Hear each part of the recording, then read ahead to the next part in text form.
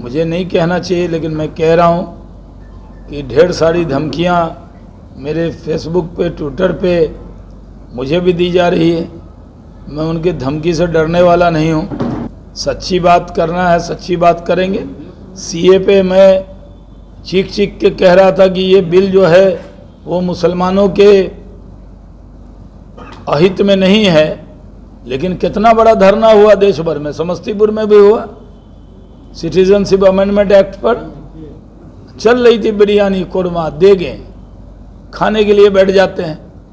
नीतीश कुमार जी ने जितना अक़लियतों के लिए काम किया है उतना तो लालू जी ने पसंगा नहीं किया उसका, तो छोड़ेंगे क्यों? फिर से विपक्ष चाहता है कि वो इस मुद्दे पर देश को गुमराह करे। मैं अपने मुस्लिम समाज के लोगों से अपील करना चाहता हूं, किसी के बहकावे में मत आएं। नीतीश कुमार जी पर बहुत भरोसा है लोगों का, और उनकी फ़ोटो को लेके जो बातें कही जा रही है वो तो पिता तुल्य हैं। विधानसभा चुनाव पर इसका बहुत असर पड़ेगा। एनडीए का वोट बहुत ज़्यादा बढ़ने वाला है और मुस्लिम समाज के लोग भी इस बार जमकर एनडीए को वोट करने वाले हैं। वक्फ संशोधन बिल को लेकर के पूर्व मंत्री शाहनवाज हुसैन को समर्थन करना महंगा पड़ गया है। देखिए, उन्हें जान से मारने की धमकी सोशल मीडिया पे दी जा रही है, और इसको लेकर के जब सवाल पूछा गया, खुद ही शाहनवाज हुसैन सामने आकर के क्या कुछ कहते हुए नजर आ रहे हैं। वक्फ बिल का जो समर्थन उन्होंने किया है, और सीएम नीतीश कुमार का भी विरोध मुसलमान कि जो लोग हैं वो कर रहे हैं, मुसलमान समाज सीएम नीतीश कुमार का विरोध कर रहे हैं। इस पर क्या कुछ कहते हुए नजर आ रहे हैं शाहनवाज हुसैन। सबसे पहले आप वो सुने। है तुष्टीकरण का राज है। बंगाल में तो रामनवमी पे दीदी को जय श्री राम कह दो तो दीदी भड़क जाती है। ऐसा है जैसे दीदी को गुस्सा दिलाना हो तो बोल दो चुप से जय श्री राम, बस दीदी आपे से बाहर हो जाती है। लेकिन यहाँ नीतीश कुमार जी तो राम भक्त हैं, कोई दिक्कत नहीं। दोनों सदस्य यहाँ पे रामनवमी का जुलूस निकलेगा, शांतिपूर्ण तरीके से होगा। सब लोग सौहार्द के साथ रामनवमी मनाएं, मैं अपील करता हूँ। दोनों सदन में बिल पास हो जाने के बाद कहीं मिठाई बट रही है, कहीं विरोध हो रहा है, इसके बारे में क्या कहे? नहीं, अच्छा बिल है। मुस्लिम भाइयों को हम तो कहने ही आए हैं कि आपको अगर इसके बारे में जो भ्रम पैदा किया जा रहा है दुर्भाग्यपूर्ण है, और मुझे नहीं कहना चाहिए लेकिन मैं कह रहा हूँ कि ढेर सारी धमकियाँ मेरे फेसबुक पे, ट्विटर पे मुझे भी दी जा रही है। मैं उनकी धमकी से डरने वाला नहीं हूँ, और उनकी गालियों से मुझे पर कोई असर होता नहीं है। सच्ची बात करना है, सच्ची बात करेंगे। सीए पे मैं चीख चीख के कह रहा था कि ये बिल जो है वो मुसलमानों के अहित में नहीं है, लेकिन कितना बड़ा धरना हुआ देश भर में, समस्तीपुर में भी हुआ। सिटीजनशिप अमेंडमेंट एक्ट पर चल रही थी बिरयानी, कोरमा, देगे खाने के लिए बैठ जाते हैं।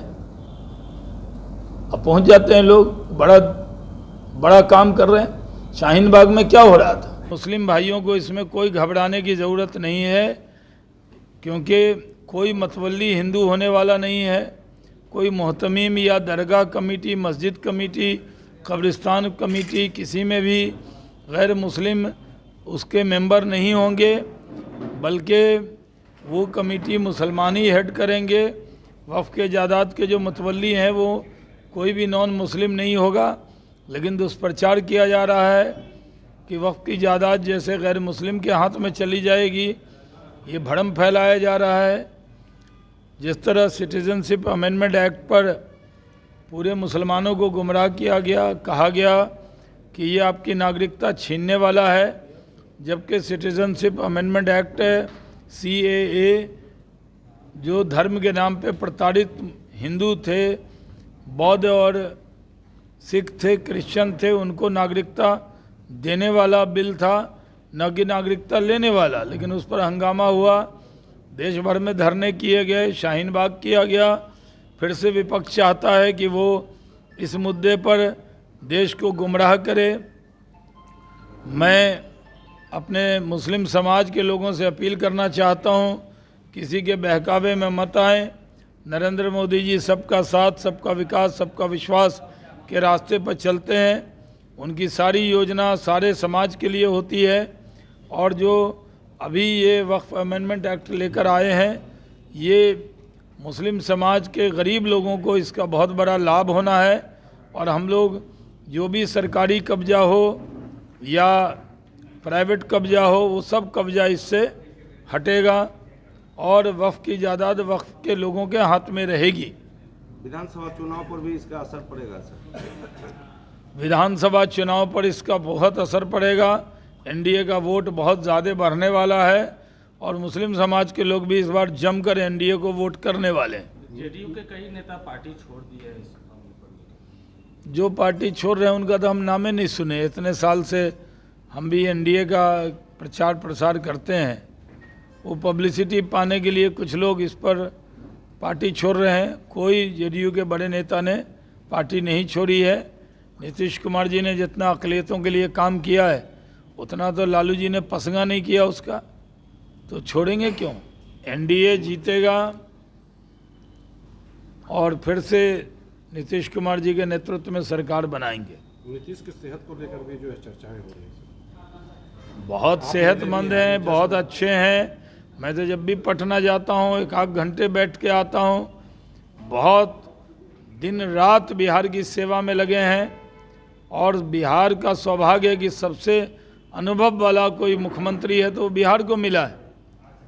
और पूरी दिन रात वो सेवा में लगे हैं, प्रगति के पथ पर बिहार को आगे बढ़ा रहे हैं। प्रगति यात्रा की, सारे ज़िले में गए, ठंड में भी गए और जाकर जो घोषणा की कैबिनेट से अप्रूव कराया, पास कराया। नीतीश कुमार जी पर बहुत भरोसा है लोगों का। और उनकी फ़ोटो को लेके जो बातें कही जा रही है वो तो पिता तुल्य हैं। कोई महिला अगर फ़ोटो खिंचवा रही थी, उसको थोड़ा मंच पे झिझक हो रहा था, तो उन्होंने पिता की तरह उनको बगल में लाके खड़ा करके फ़ोटो खिंचवाया। इसमें विवाद का कहाँ सवाल है? तो आपने सुना सीएम नीतीश कुमार को लेकर के भी शाहनवाज हुसैन कह रहे हैं और कह रहे हैं कि देखिए वक्फ संशोधन जो बिल आया है वो सही है और उसमें मुसलमान के खिलाफ कुछ भी ऐसा नहीं है, लेकिन जो लोग जान से मारने की धमकी दे रहे हैं उसको लेकर के भी कह रहे हैं।